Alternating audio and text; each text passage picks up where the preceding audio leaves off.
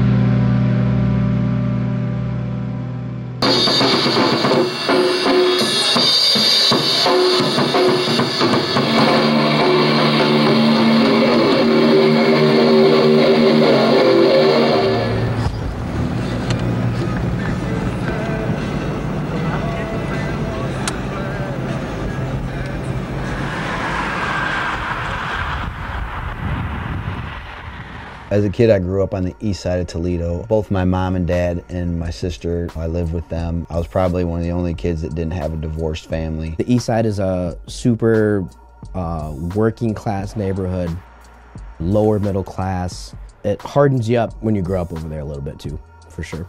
The streets kind of just raise you. You got a lot of families that are split. You got boarded up houses. People from the rest of the city that aren't from the east side, they know it's different.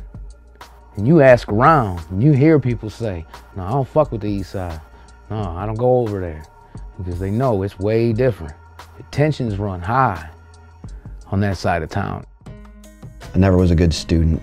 I would basically go to school, and I didn't fit in much because I was always smaller than everyone else, and I had these big crazy teeth. I was more like a daredevil kind of kid, and was into, riding bicycles and hanging out with my friends. And academics was not my thing. I was more of a class clown to get attention, either to direct away from the fact that I wasn't a good academic student. So therefore I would skip classes and run around, and that's pretty much where a lot of my criminal activity started kicking in. We'd steal baseball cards or whatever, or go breaking into cars. A couple times, we got away with it. Something we do on the weekend. We'd go out, go driving around in my buddy's car, and we'd go try to find some car stereos to steal or whatever. My 18th birthday, the principal calls me into the office, and I'm like, what do you want? And he's like, well, look, you know what today is? And I'm like, yeah, it's my birthday. And he's like, well, no, today is the day I legally don't have to keep you in this school anymore. So I'm like, okay. And he was like, basically, you miss one more day or get a tardy or you get in any trouble, you're kicked out of the Toledo public school system. That was pretty much the beginning of the downhill fall that I was taking.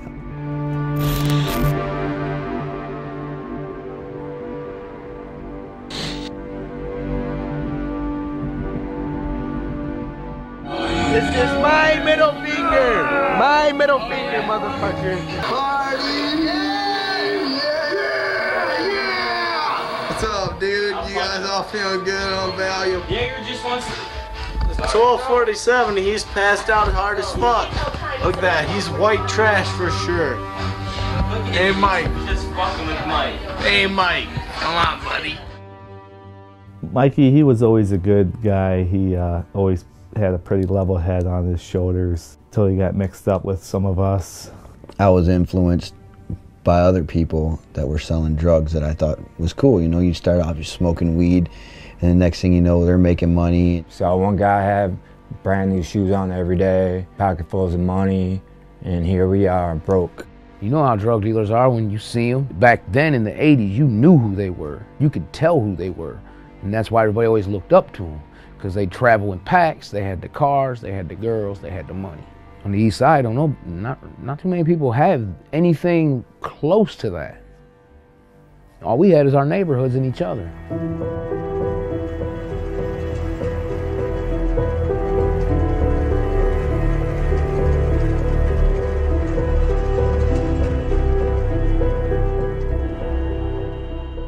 And you're like, well, hey, I can sell a little bit of weed here or there, and then next thing you know, that's not a big deal anymore. All I'm selling is weed. It's not that big a deal. Everyone smokes it. To one more crime, what's not that big of a deal if you're stealing from a store. I mean, you're not breaking into an old lady's house or anything.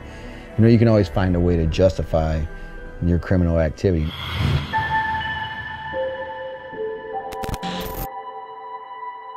It eventually just caught up with me because a lot of my friends were robbing people at that time from Toledo, whether it be at gunpoint or they tricked them into a sale and then it wasn't real, or it was paying off for them pretty good. While I'm over here just grinding, selling weed and hustling and making a living, but I wasn't elevating as fast as they are. It just got to the point where I thought, man, I'm really missing out.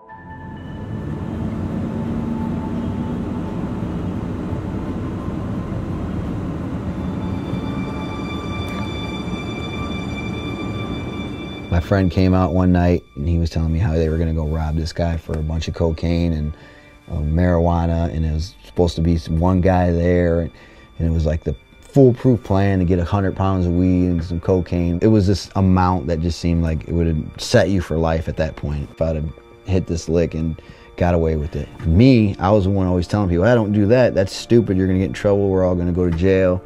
You know, I would second guess and doubt everything and, you know, try to at least be level-headed as possible, I guess, as in the situation. For whatever reason, I thought it, at that point, sounded like a good idea. It was just a spur-of-the-moment thing where something snapped, where it was like, well, if you don't go, somebody else is, and then they're going to get all the money.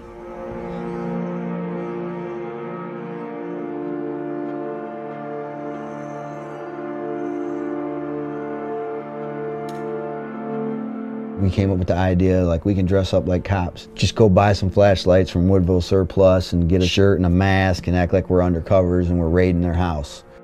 We were calling everyone. I don't even know why we were calling everyone to get them involved in it, because we wanted like a team of guys to go. I'm wrestling around with one of the guys and this little shit takes me down.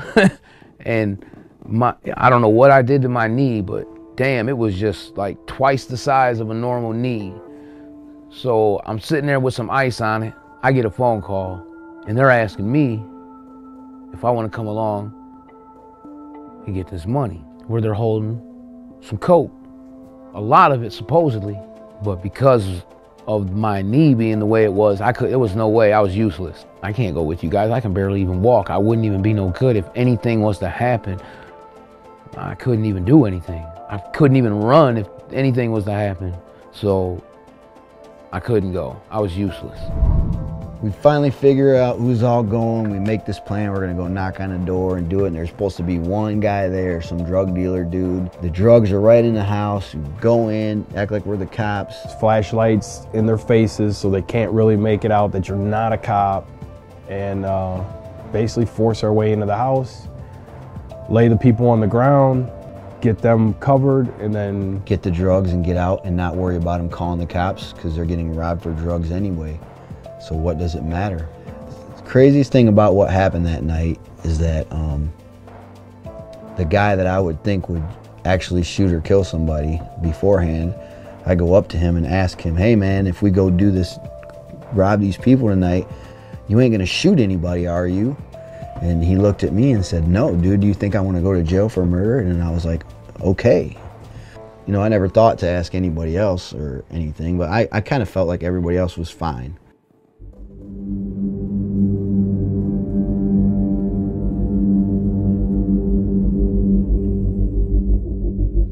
plan was for me and him to go in the front door, and then everybody and a couple other people coming behind us. The guy that originally knew the guy was going to stay out in the car, and the other guys were like getaway drivers too. That's exactly what happened. We went out there, we knocked on the door, said we're the police. Guy comes to the door, we, hey, get on the ground, we're the cops, blah, blah, blah. And then everything just starts going real bad from there. There ends up being another guy there, and his daughter's there. And I just remember thinking, no, this is not how it's supposed to be. This is real messed up, and it's on a good side of town too. So it's like, it doesn't fit that we're robbing somebody from drugs in this neighborhood, but we are.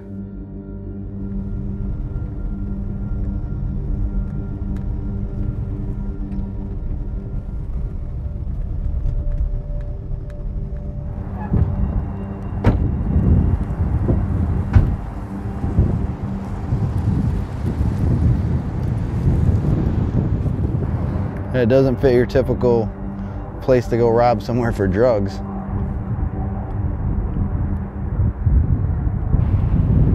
How do you feel right now? Is it bringing up any feelings from that night? I don't know what to say. I'm just glad I'm glad it's not really recognizable. It's just kind of like a blur.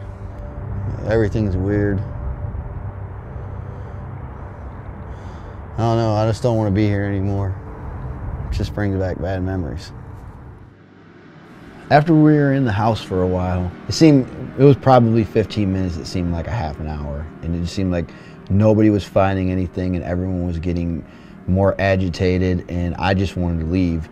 And then I look back and see the guy that's not supposed to come in because he knows these people, he comes in.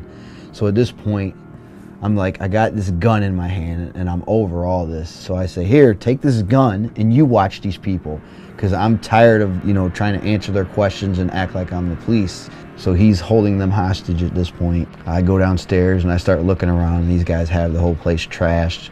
After I come up from upstairs looking around, I was at my height of frantic and was ready to go. And I'm just like, let's just go. Let's get the fuck out of here. And he said something like, nah, fuck these motherfuckers. Pulled the gun sideways and shot.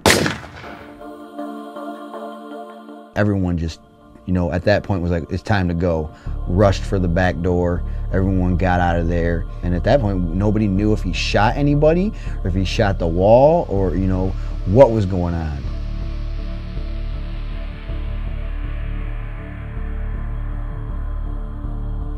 The next morning at the 6 o'clock news, it was all over everything, all over the TV channels. And we found out from there that he passed away. Police say as many as 7 suspects went to his house to rob him, and drugs were allegedly involved somehow. The suspects allegedly posed as police, then robbed and shot who bled to death an hour later. They issued a warrant for me for aggravated murder. It was on the news. I was at my work on the 2nd floor, and we had a TV there. And I looked up and I saw his mugshot. And there they was, flashing photos of friends of ours. My heart sank to my stomach to think that if it wasn't for my knee, I would have went with them. We cried. We knew they were going away for a long time, and we knew a lot of people were gonna have their feelings hurt for it. Hell, our feelings were hurt. We knew that was it. We're not gonna see them for a long time. I didn't know what to do with myself. I mean, we hung out like all the time. We were always together. And then now a whole part of me was just taken away from me. My mother and father found out where I was, and they came there and they convinced me to turn myself in. Yeah, it was shocking news when I found out what happened that night, because that was nothing of his character, and never expected to see anything like that on the news. Fighting's one thing, shooting and killing somebody's way different. I could have never thought that Mikey would have been involved with a murder. Michael Pettengill now faces a charge of aggravated murder. Up until now, he only had traffic charges and 1 pending vandalism case on his adult record.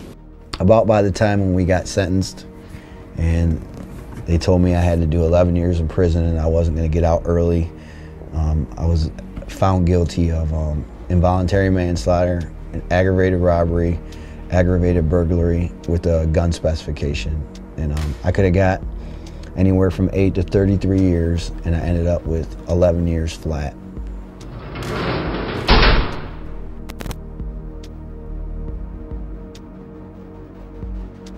When you get locked up, everything you know changes instantly. Nobody cares about anything that you got to say or do. They don't care if you need an envelope to write somebody, or you can't use a phone because somebody is on it all the time. You're on your own 110%. You're surrounded by some of the worst people in the world.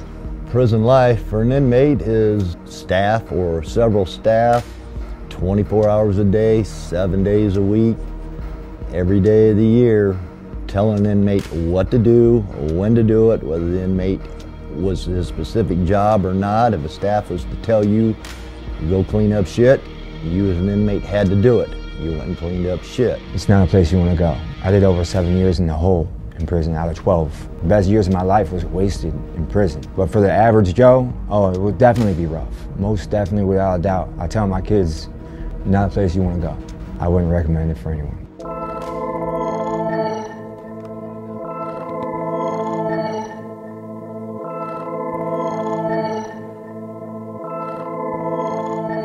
I kind of feel like the word rehabilitation with prison, it shouldn't belong in the same sentence, because there's no rehabilitating really anything to do with prison while you're in there. It's either you're going to make a choice to not be the person you used to be, or you're not going to care, and you're just, you know, that's just your part of life. You hustle, you go to jail, or you do your dirt, and then you get out, and if you get caught, you go back again. But eventually, it gets old, especially if you're the guys that I see would come to prison and get out and then come back to the same prison. The return rate is probably 7 or 8 out of every 10 inmates return back to crime when they get released from prison, and Mike knew that wasn't something he wanted to do. To me, I would just watch that happen, like, man, if I could just have one chance, I'm not coming back ever, because I made a decision when I first got locked up. I was done being a criminal.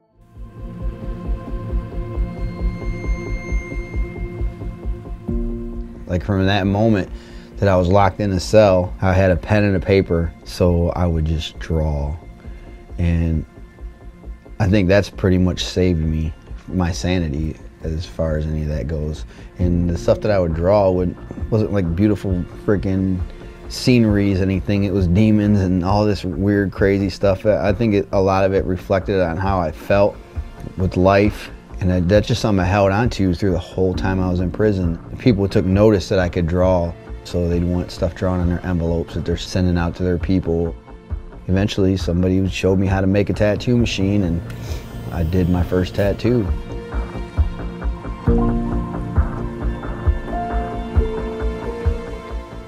Being in prison, I had a buddy of mine that was getting short to get out, and he had been locked up a lot of years.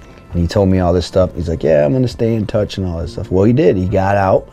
He stayed in touch with me. He got a job tattooing. He tattooed and tattooed. And he was out like 4.5, 5 years. During this time, he built himself up, and he had his own tattoo shop, a family. That gave me some reinforcement, like, man, if this guy can do it when he gets out, I can at least be a success.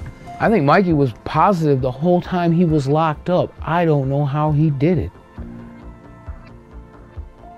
And he brought that with him when he got out.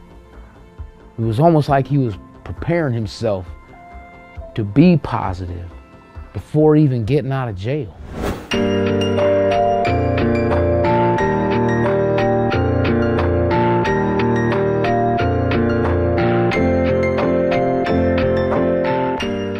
From being in this small world all these years and being the best artist around, and that, oh, when I get out, I'm just gonna, start tattooing and I'll make my living that way. Well, when I got out, I quickly realized I wasn't the greatest tattoo artist in the world when I got out of prison. My buddy Glenn had his own tattoo business down in Southern Ohio, and I spent a couple weeks there with him. Hey, Pango. Hey, what? You got that video camera with you? Yeah. Check it out. Yeah, bring it over here. Let my dude check this out. First taking our picture again, baby. Look. You don't care about that, do you? Here we go, Pango. Here we are. Freestyle Tattoo.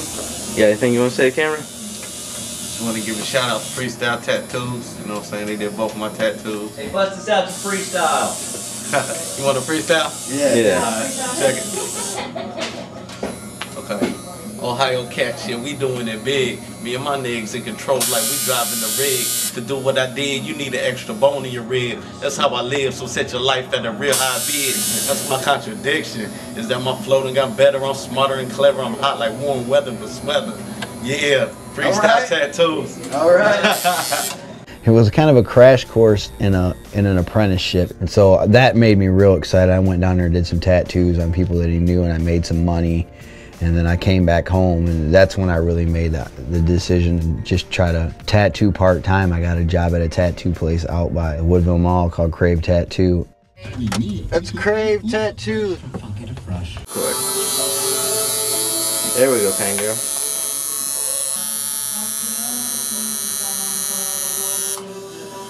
Say to the camera how bad it hurts. Nice piercing. I had to realize that I needed more training. I decided to start going to school to fine-tune my artistic skills to make me a better tattoo artist.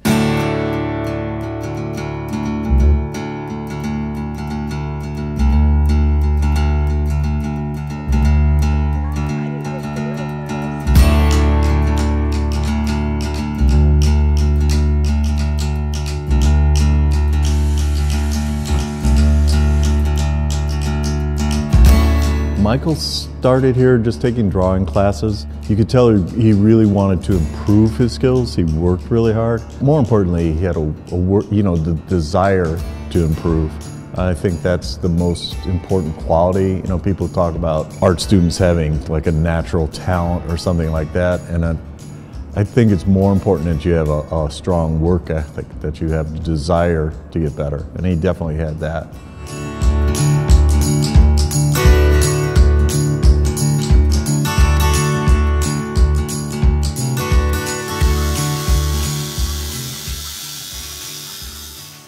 And at that point, after working for a couple other guys, I had decided, you know, I felt like I'd been tattooing long enough in the area. I thought that I was ready to go ahead and be responsible for my own self and try to start my own business. So I got a business partner, a guy that was working down there with me, and we decided, let's take everything we got and throw it into this building that we're in and just go for it and try to make a tattoo shop. And we put together all of our resources that we had, threw everything we had at Brass Monkey, pretty much spent every dime we had on building the shop. We figured it'd take us a month to get it open. It took like 2.5 months, and when we finally opened the doors, people started coming in, and they just kept coming in, and everyone we knew supported us. It seemed like the whole city of Toledo just supported what we were doing.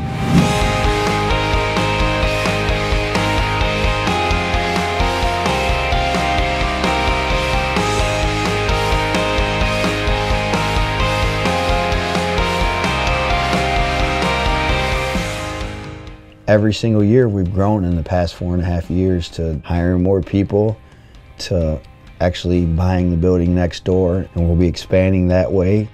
I got a good crew that works underneath me. These guys are awesome to be around. Got a bunch of good artists and great people, and I couldn't be more blessed. Going to school, I never thought I'd be in college, much less BGSU, because it's a big college. I started going there, and I've been doing it for the past 4.5, 5 years. And basically, I just need to get a couple of these academic classes out of the way, and I'll have my bachelor's degree in fine art. For him to get accepted into BGSU, he had to get accepted. He had to go in front of the dean, and they saw who he was as a person instead of who he was on paper. After Michael was released from prison and did his time on paper, I continued to communicate with Mike. Now I consider Michael a good friend, and we're proud of him. Mikey loves to tattoo, loves to draw. He's many talents. Tattooing's not only draws, he plays guitar, takes pictures. I mean, he's a man of many, many talents. With his work, he's always trying to achieve more. Everything he does, he's never satisfied.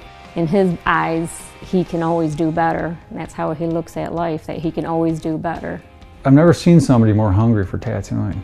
I mean, if you know Mike, and like I know him, I mean, you know, he's a funny guy and he's got a sense of humor. I think he's missed out on a lot in life, and he's trying to reclaim a lot of that.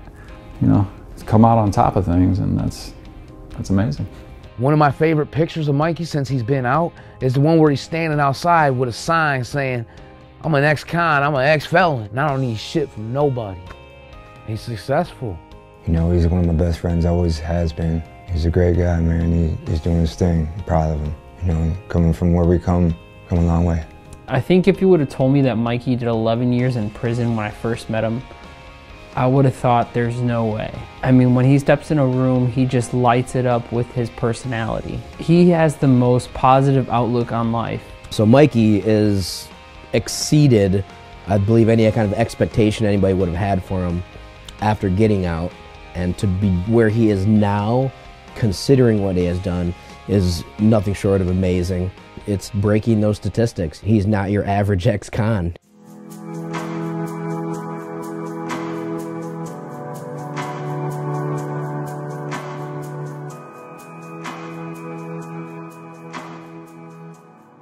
I pretty much think the worst thing about any of this is not just me going to prison or my suffering or me coming out on top on the end and not being a statistic. It's the fact that I can't believe that I was actually involved in a murder. I would never imagine in my entire life that I would have ever been involved in something like this. It didn't just affect me and my co-defendants and their families.